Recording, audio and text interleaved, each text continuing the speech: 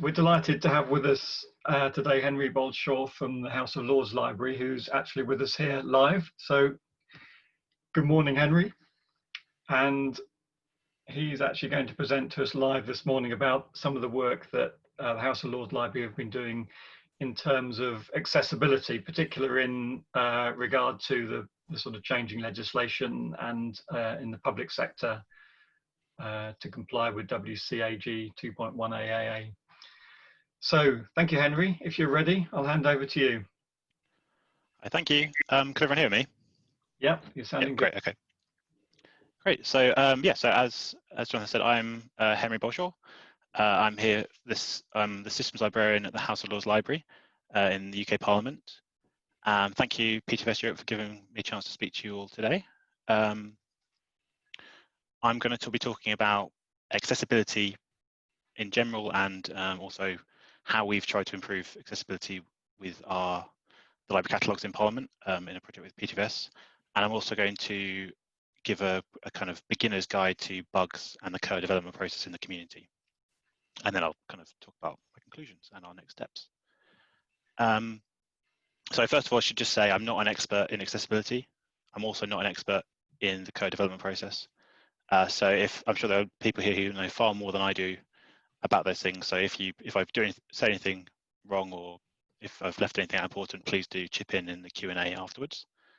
So I've got two main points. First of all, accessibility matters. It's also a legal requirement for many libraries now. And secondly, working with the Koha community is fun and can be really rewarding. So if you're going to go to another meeting or make a cup of tea, those are your two key points. Accessibility matters and working with the Koha community is great. Okay, so before I sort of dive into accessibility, I'll just say a bit about me. So as I said, I'm a Systems Librarian at House of Lords Library. I've been working here for 4.5 years and we've used Koha since 2017. And the reason I'm giving this talk now is because I signed up to be a bug wrangler for the 2011 Koha release. But I only did that in June, so I guess I say I'm still very new. And if you're wondering now what a bug wrangler is, so was I when I did it. I signed up essentially because last year I went to KohaCon in Dublin and thought it was really great and thought, oh, that's brilliant. I'm gonna get really involved. And then a year went round and I hadn't done anything, and I thought this was a good way to actually get me to motivate myself to do something. So the House of Lords Library. So we've already heard about the Erectus, the Irish Parliament, so I won't spend too much time on this. So we are based in the House of Lords, which is the second chamber of the UK Parliament. So it's the revising chamber alongside the main, the primary House of Commons chamber. The library is a research and information service for members of the House, their staff, and also staff within the administration, the people who work for the House of Lords. And there's also a House of Commons library, which serves the needs of MPs and their constituency staff.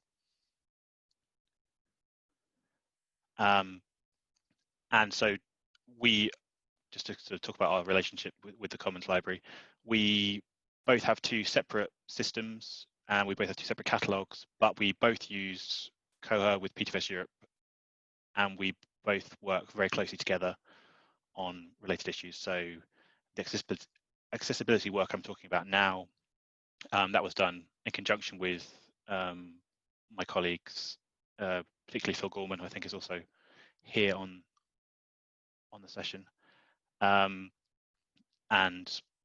other colleagues in Parliament. So it's although I'm speaking for the House of Lords Library, it was a bicameral project. Okay, so why is accessibility important? Well, as I've trailed, it's the law. So the Public Sector Bodies Websites and Mobile Applications number 2, Accessibility Regulations 2018, require all public sector websites to be accessible by 23rd of September 2020, which was last week. They also have to publish an accessibility statement on their websites.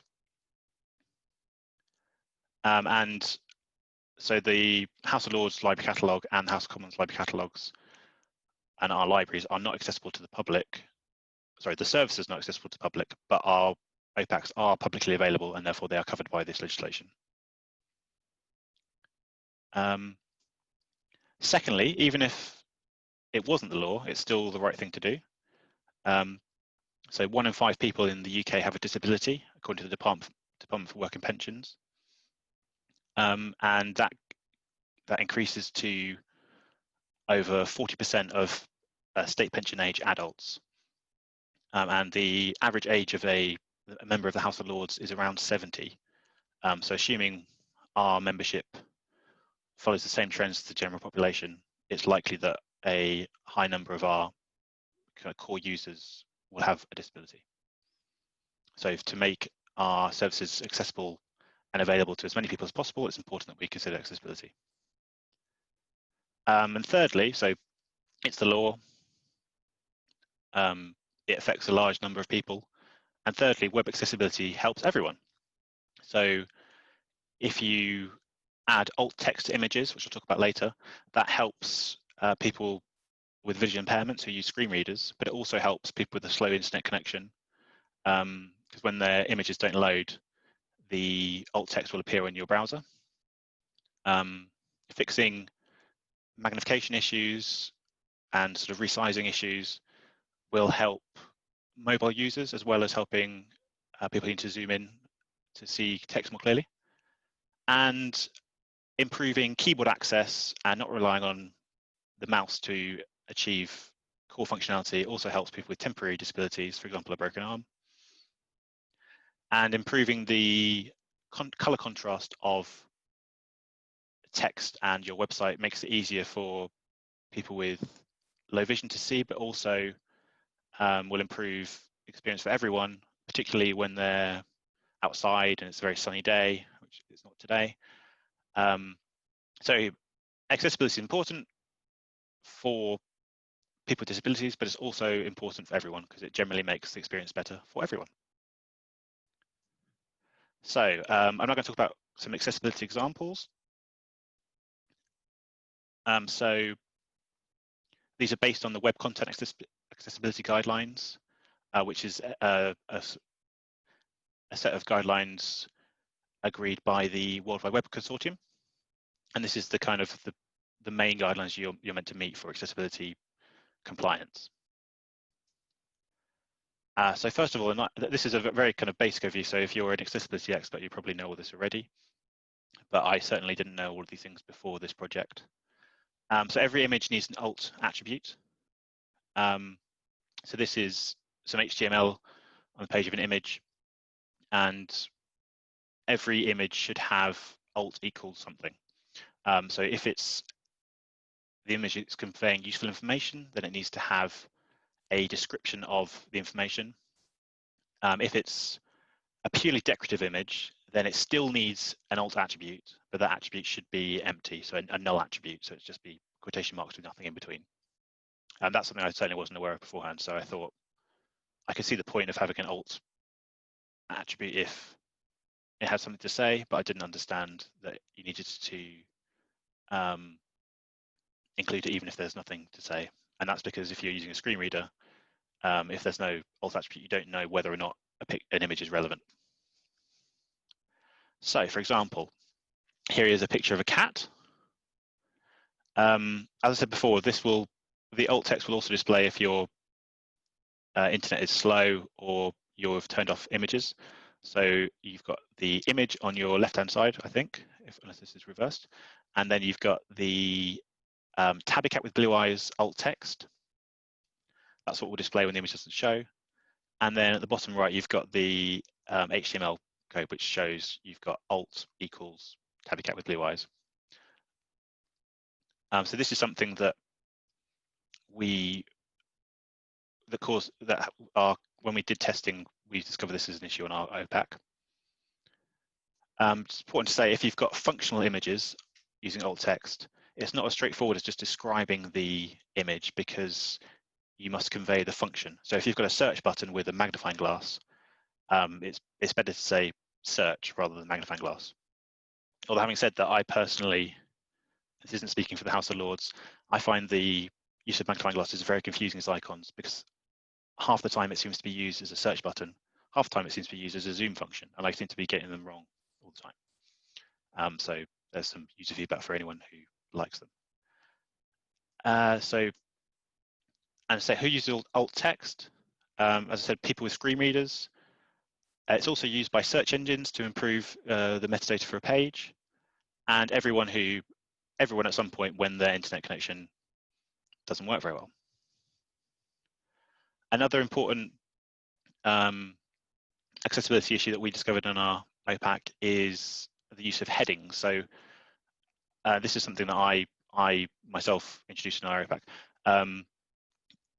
Headings, we often use visual display for headings. So, oh, this looks right. This kind of heading style looks right for what I'm saying. But the heading should have meaningful markup and be used in a hierarchical way. And that's because when you're using assistive technologies like screen readers, you have the ability to navigate between the headings. And so it gets confusing if the headings don't correspond to what you're expecting to see. So you have to have a heading level 1 before you have heading level 2, and then have a heading level 3 after that. And you shouldn't skip from heading level 2 to heading level 5, etc. Another important issue is the contrast ratio of a page. So it's known as color contrast, although recently from reading the documentation I discovered it's to do with relative luminance, not color. But for all we really need to know is for most cases to meet the standards, the text has to have a minimum contrast of 4.5 to 1. So for example, this is some text. The blue text on a sort of pale background is 4.44 to 1, so that doesn't meet the standards. The grey text on the white is 4.81, so that just meets the standards, but it's still quite hard to read. And then at the bottom, we've got black and white, which is 21 to 1, so it meets the requirements, but it's worth saying that people with dyslexia often find the kind of harsh, bright white backgrounds make things harder to read, so they prefer cream or off-white, although preferences vary, and unfortunately, there's no perfect color combination that we can use. Another issue is the importance of keyboard access. So not everyone can use a mouse. They might have RSI in their wrist. They might need to use assistive technologies which act like keyboards, so they read out the commands for keyboards. So all content should be navigable by keyboard, and that's something really good that we can test ourselves, because if you can kind of tab down a page and just check whether every button you can see is accessible. You also have keyboard focus, so you can see in this image below that if you look at the current version of Koha, when you tab to different links, it will have a box around it. And also text should be resizable, and this helps with mobile devices as well as people who need to zoom in, and so should content. And the last I'm going to talk about is descriptive form labels. So if you're using assistive technology, you won't be able to read the text of the form, so the form should describe what it's trying to do. And there's various techniques you can use, which I don't know enough about to talk about, but it involves ARIA labels, which is the accessibility for rich internet applications guidance, which is a kind of extension of HTML.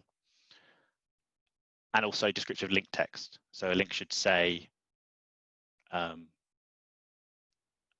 reserve this book, Pride and Prejudice by Jane Austen, rather than saying reserve an item. So after all that, so we, as part of our project to prepare for the enforcement of the regulations, the House of Lords and House of Commons Library got an external third party to test our OPAC, both OPACs.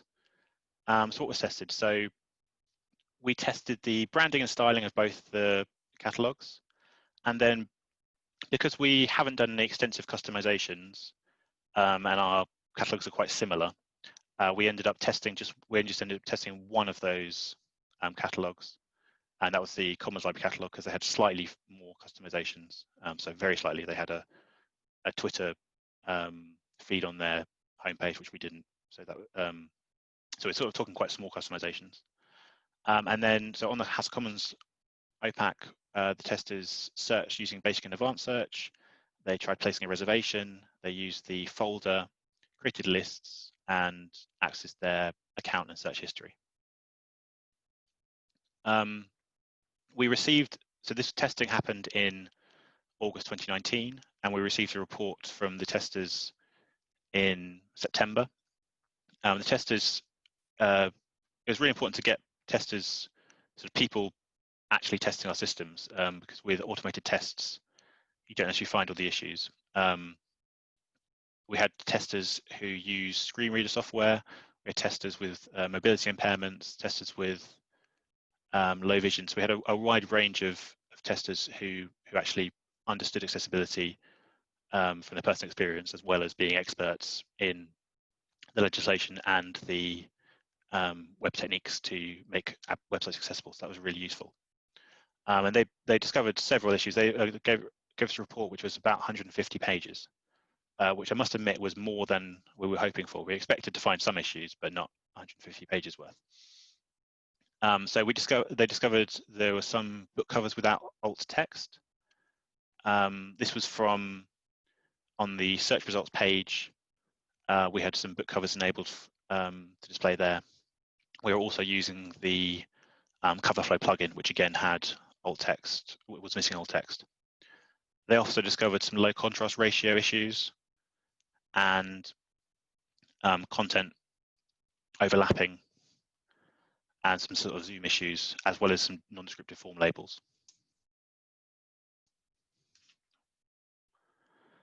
So as part of the work, we worked with PTFS to fix this. So they made some changes to our OPAC user CSS. They increased the contrast ratio from which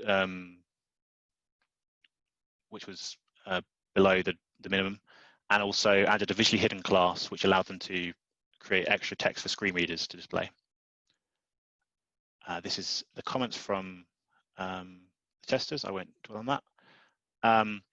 So this is the contrast ratio on the default OPAC for Refine Your Search, and this is the updated one. So it's quite a minor change. I think there is more to do. We can do to kind of go beyond the minimum requirements here. This is what contrast ratio looks like. It's the visually hidden class. So as well as adding CSS, Mark in PTFS also added JavaScript to our local system to add null alt attributes to the book covers, and also to add additional ARIA labels so screen readers can understand the place for reservation links.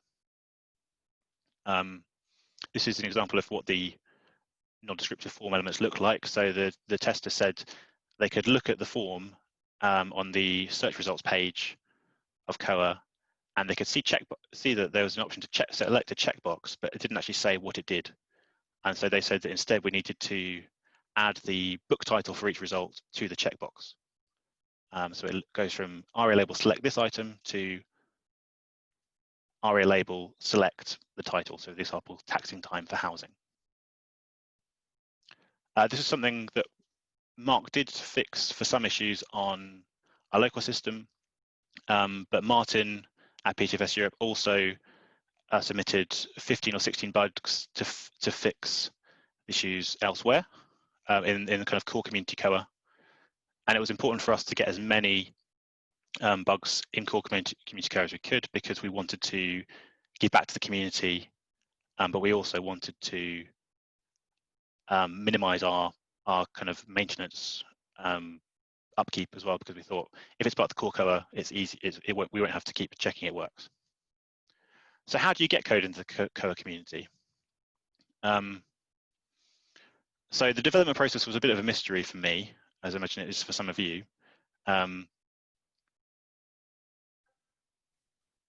I, as I had become a bug wrangler to kind of learn more. I'm still learning more, so I don't actually know much about bug wrangling yet. But I do know what a bug is. So a bug is an issue with Koha, but it's also a problem, but it's also an enhancement and a new feature. So there's a weird thing in Koha that there are good bugs, like this one, which is place a hold at time of ordering, and bad bugs, which is a write-off of a loss fee, which causes an item to be returned. So the development workflow, so how you get the bugs from a kind of problem someone's noticed to getting into the new Koha, is that anyone can submit a bug, and why not? Let's do it. We know how Koha works for us. We know the problems, we know the opportunities. And then someone who can develop code submits a patch. So again, that could be anyone, but there's a slightly higher technical requirement. And then again, anyone can test and sign off patches. So by testing and signing off, you're saying, I've tested this patch, it does what it says it's meant to do, and I haven't seen any problems. And then after that process, there is a quality assurance check, and the release manager, which is an elected position in the community, checks it again and pushes it to the core community. So testing, if you don't know how to test, there's a very low bar. You can use the sandboxes, which PTFS and others have provided. These look like this. It's very straightforward. You enter your name, you enter the bug number, you apply a patch, and you're basically good to go. It's great. If you don't want to test, there's other things you can do. You can also add comments to issues which are in discussion. And this is really good because, again, you don't need any technical knowledge. You just have to comment and say, I like the idea of this. I think it's a really good idea. Or, no, I think it's a really bad idea. I don't think it's going to work. So very quickly, because I know I've just run out of time, why contribute to the community? It makes your Koha better. It makes you feel good. It enables you to give back to the community. You learn a lot. And something I haven't said enough is that everyone in the community is really helpful and friendly, and they're really keen to get sort of new people started and are really keen to help. So go for it. And our next steps, we are going to continue trying to improve accessibility. We'd like to get some of our outstanding issues improved with the new version of, so the ones that are fixed with JavaScript locally into the core version. And we also at the same time commissioned accessibility audit of the staff interface, which we haven't looked at yet. So we'd like to take that forward at some point. Thank you.